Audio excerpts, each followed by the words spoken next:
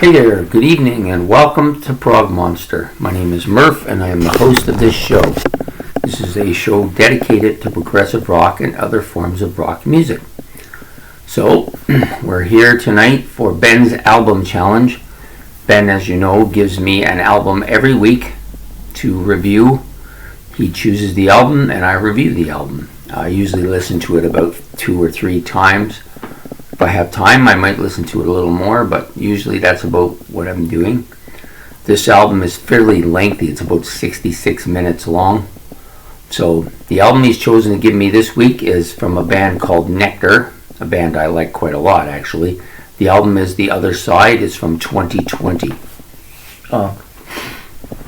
So usually this particular album is about 66 minutes long, so I only listen to it through twice. Lots of things about it. Lots of heavy organ on here on this album. A lot of synthesizer bits. Some really heavy guitar tone. I think Ron Holden's drums are quite substantial on this as well. Overall, it's very atmospheric. Tries to give a feeling of a spacey feeling to the album, but there is some bluesy moments and jazzy moments to the album as well, little bits and pieces here and there. A couple of kind of Floyd-ish feels to one of the particular songs. That doesn't sound like Floyd at all, but has that kind of feeling about it. And some nice kind of softer moments and quieter moments to the album as well. A couple of ballad-like songs on this album, which is kind of different for them, I think. So overall, I passed it. It wasn't a bad album. Kind of reminds me, this album kind of reminds me of what Marillion does now, and on the last Marillion album. It's kind of very love and relationship and that kind of feel to the album. Like there's a lot of that on here, and I don't necessarily like that with my prog music. I don't necessarily dislike that. There are some albums that I love that on.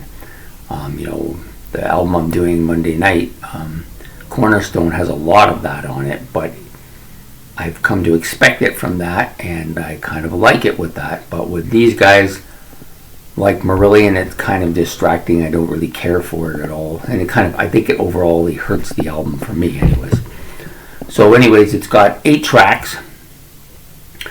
5 of them are over 8 minutes, and then 3 of them are under 6 minutes, or around 6 minutes or under. The first track is called I'm on Fire. Kind of a heavy organ opening, kind of a heavy rocking tune. The vocals are pretty strong on this tune. I don't mind this tune too much. Pretty good, pretty solid tune. The second song, Skywriter, it's got some guitar and piano part that aren't too bad, but it's very ballad-like, this song. And it's long, and a long ballad song is not to my liking, although I still passed it because there's enough good instrumentation on it, but overall I didn't care too much for the song. The next one is probably one of my least favorite songs on the album, and it's 18 minutes long, so it's just way the type of music that we're listening to here. It's very love theme lyrics here. The opening is very mellow with some guitar bits. There's some parts that's kind of ballady like, but not overly so. Some nice piano, some nice the back part is a little bit more heavier, that's not really a word. The back part is a heavier part to the album. Like the first part is called Love Is, and the second part is The Other Side. The Other Side is a little bit heavier and a little bit more accessible to me anyways. There is some jazzy guitar solos on this part of the album, which are kind of different from them, but they're not bad. They kind of fit the theme of this particular song. It's not a song that I care too much for, but I don't dislike it. It's just, to me, I'd just rather not hear this kind of stuff from these guys. But anyways, that's what it is. The next song is called Drifting. It's probably my favorite track on the album. Ben always likes me to give a favorite track. This one I think is easily my favorite track on the album. I gave it a 7, maybe an 8, 7 for sure, 8 maybe. It's a kind of a heavy, foreboding song. At the beginning, it opens that way. Kind of a Floydish sound to it. Actually, it doesn't really sound like Floyd, but has that. It's in that same realm. That kind of plodding, spacey noise, like lots of atmospheric synthesizers and all that. Yeah, really heavy. The guitar really lends itself to that sound as well. And very lengthy, the guitar solo, which was actually the best part of the song, I think. This particular track came with a video when I watched it, which was kind of interesting. It's in space and stuff, so I didn't mind that part. So that really helped this song. So this is probably my favorite track on the album. The next song is called Devil's Door. And the guitar opening is kind of mellow, or mild if you prefer. And then it gets some heavy riffing part with some strong vocals here. And then there's this kind of scraping guitar riff and heavy drum and organ bit that go on fairly lengthily for the rest of the song, which to me strengthens the song. It's not that bad of a song. Definitely was one of the better songs on the album. I gave this one a 6. The last 3 tracks, probably could have cut the album right there and I would have been probably okay with that. The last 3 tracks total about 13 minutes.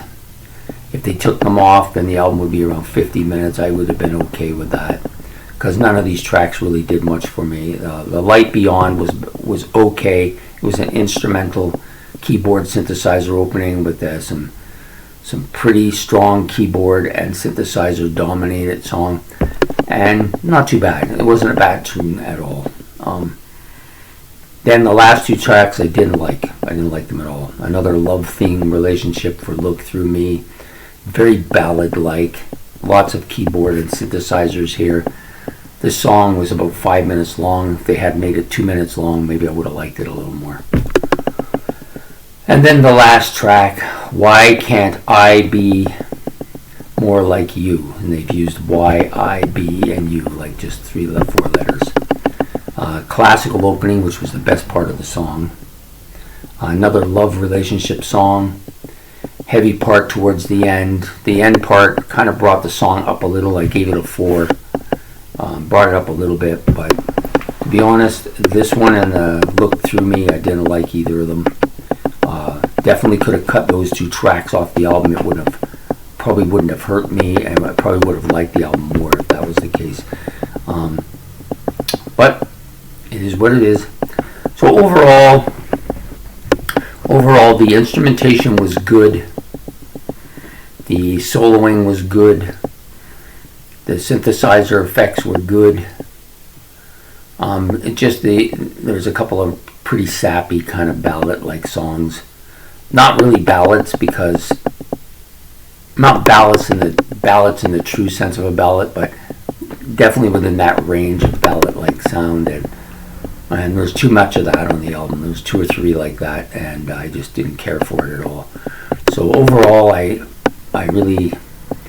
think I would probably pass the album, but I'm not going to rush out to get it, I'll tell you that. So I know this is a bit unusual for Ben's album challenge. Usually I like mostly everything he does, and when he said Nektar, I thought, okay, this will be another really good one. But when I found out it was the 220 album, I knew right away that it wasn't going to be the same, because I had heard interviews about the album by band members and on a couple of other channels, and by their description of it, I had a feeling I wasn't going to really like it too much. So I tried to keep an open mind about it and listen to it. The production on here is good, though. The sound is very clear, really good production. So so overall, I will probably get it eventually, but I'm not rushing out to get it. I'm certainly not going to pay a huge amount, exorbitant amount, to have it. The Time Machine, which is this album,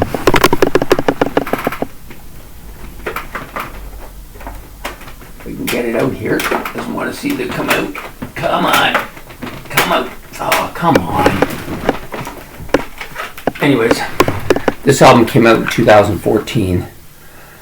Has some of this on it as well, and relationship sound, but the music and the fact that Roy L. Brighton is on this album really makes this a lot better than this. So if you're familiar with this album, this is kind of more towards the ballad side than this one has. So anyways, just wanted to give that kind of comparison. So overall though, not a terrible album, but it is what it is. So I've listened to it twice now. That's enough for today. Anyways, I hope you liked this video. Please like down below, subscribe. It's much appreciated. If you have any comments about the album, or maybe you feel like I'm being too harsh, that's fine. Let me know. I can take it. Anyways, I hope you have a good evening and enjoy the video. So good night. Bye.